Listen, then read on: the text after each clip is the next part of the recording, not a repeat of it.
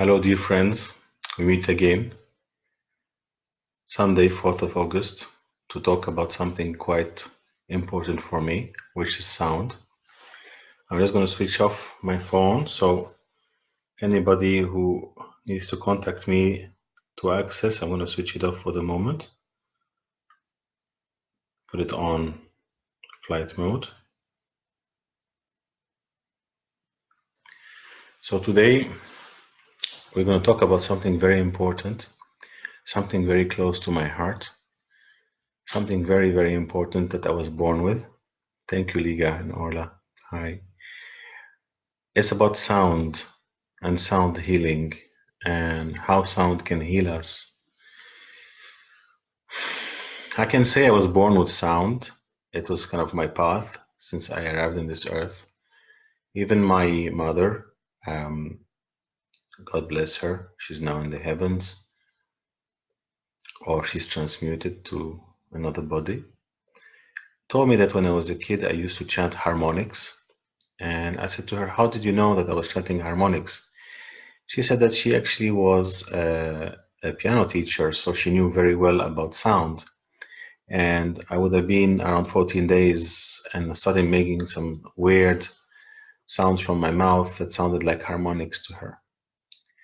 So I actually started seriously investigating sound back in 1998, so around 21 years ago. And sound is essential for all of us. It is very, very important. People today completely underestimate it. They think that sound is some kind of entertainment. Hi, Mary. Hi, Briosale. How are you? Hello, Patricia and Jackie. Thank you for joining. Sound is actually, as I wrote in my book, Awakening the Healer Within, the staircase for the soul to enter the body. So the practice of sound is the one that allows us to actually go inside and find ourselves. And we're living in some kind of a madness now, because if you consider the noise that's in the cities, the noise in nightclubs, the noise everywhere, people are not themselves. They're not themselves. And we have this beautiful tool that was given to us by Creator to find ourselves, which is sound and sacred sound. So tonight I'm going to talk to you about this in depth. And I hope that you had time to read a bit the newsletter. Thank you for all the love hearts. Thank you, ladies, for joining. So the newsletter is like a backbone for what we're doing. Thank you, Shadan, Kruno, and Karen and Iveta for joining. So it is very important. People think that sound is something, for entertainment or something outside of us. Sound is so important that many, many churches, for example, refuse people singing and chanting like they wanted for years because they knew this is a way for us to find the path. Yeah. And today, as I said, people are used to sound as something that is a pollution and they got used to it. I live here in the countryside, so I'm very lucky because I can have peace. And when I go to the city, I can feel all the noise pollution and I know what it does. And what we do is when we get used to something annoying us, imagine you have something poking at you all the time. At the end, you just ignore it. Yeah. So this is how we function. We just live in cities where there's so much noise pollution that we actually ignore completely what is happening. But it numbs us. It can make us repressed, depressed. It can make us aggressive. I'm sure if you look at statistics, there'd be more violence inside cities than in countryside. So there's a third dimension to all of that. Is, as I said to you, sound is the sacred tool for us to become ourselves. It's not for nothing that this cosmos or this thing that we live in, we call it the universe. Universe, one verse. Yeah. And back in 1998, I started working with sacred sound and I started working with Tibetan bowls. And the Tibetan bowls were the first tool I used to see what it does. And what was interesting is when I made some recordings of several Tibetan bowls together, it was a very similar noise to what the satellites pick up in the cosmos, in the universe. Yeah. So there are some sounds there in the universe, and these sounds are some type of high frequency energy. And all the sounds together make this existence, this vibration, this energy that we are today. And all the teachings of all the healers and all the holy men and all the enlightened masters are about sound. Now, sound can be used in a good way and sound can be used in a not so good way. Because, good evening, Iveta. Hi, Bruno. Hi, Sandra. Thank you for joining. Graham, Philomena. Good evening, Teresa. Because if you program sound in a way that it will actually make you kind of detach from reality, it's not very, very good. But if you use sound in a way to connect with your inner self, then you can get there. So the first thing is to know what type of sounds can guide us, what type of natural sounds can guide us, because everything is out there for us to find these sounds that can guide us. So what do you guys think is there available for us to find as sounds to guide us? And any sound that guide us to our inner self, to our subtle higher self, to our soul, I call it sacred. So anything that is sacred, I call it, I call sound sacred when it is allowing us to achieve this. So what do you guys think is available out there for us as sounds for us to access our inner core? What is your opinion? Any ideas, guys? Trish? No? Teresa? Sandra, do you have any ideas? What is available out there? Get out of the city. Go walking around. What do you find? Leave the city with the big houses, constructions, noises. Where do you go? Where do you arrive? Any city when you leave it, where do you arrive? Yeah?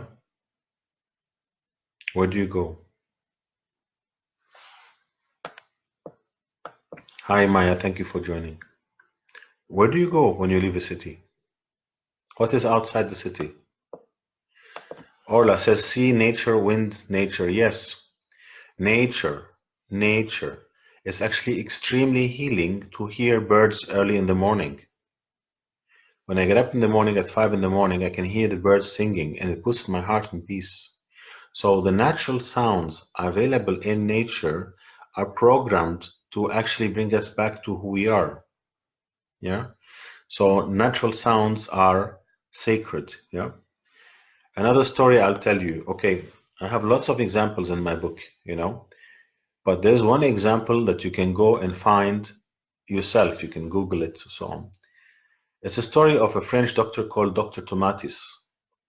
Dr. Tomatis was a physician, but also he was specialized in ears and all of that.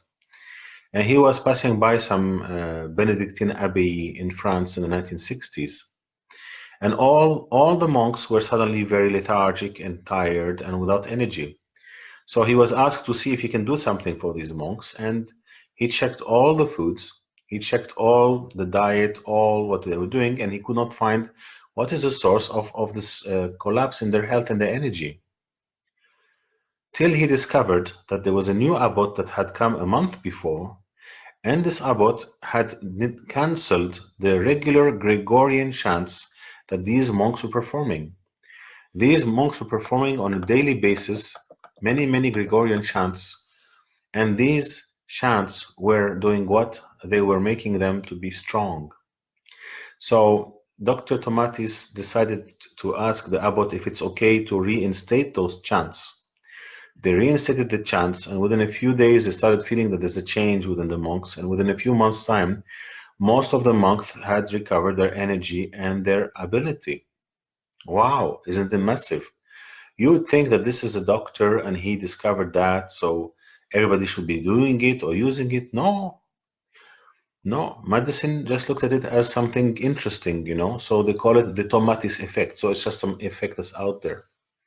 But this is mad, isn't it? When you think about it, this is mad because this man demonstrated as a doctor that there is a direct relationship between these monks chanting Gregorian chants and healing. So Basically, the power of these Gregorian chants is so strong that it actually helped people. And that's why Gregorian chants, they were taught to a very small minority of people. Most people don't know how to sing Gregorian chants because those Gregorian chants would go into different levels of tone in order to cover a wide range of vibration to raise our vibration. So Gregorian chants are also sacred because they allow us to raise to where we are, you know. The other category of chants are chants that you can find with a single sound. We call them seed syllables, you know, like you just go om or or whatever, one sound, or ones that are mantras that actually come from, you know, the Indian tradition. And these sounds also have the possibility, certain of them, to raise our vibration. Now, you're going to say, how do you know which one is which? This is a trick because, well, I have an advantage over you, which is basically sound is my thing. I feel it, yeah. But more importantly, whenever you're using any sound or sound work, you need to perform purification, yeah. So you have to be purified in your being to teach sound healing to others. Many people have asked me here, oh, can I become a sound healer? Hi, Ruth. Hi, Maria. Thank you for joining. Can I become a sound healer? I said, it is very easy, but you have to, you know, do something very important. You have to purify, you know. And what does it mean to purify? So what do you guys think is to purify? What does it mean to purify?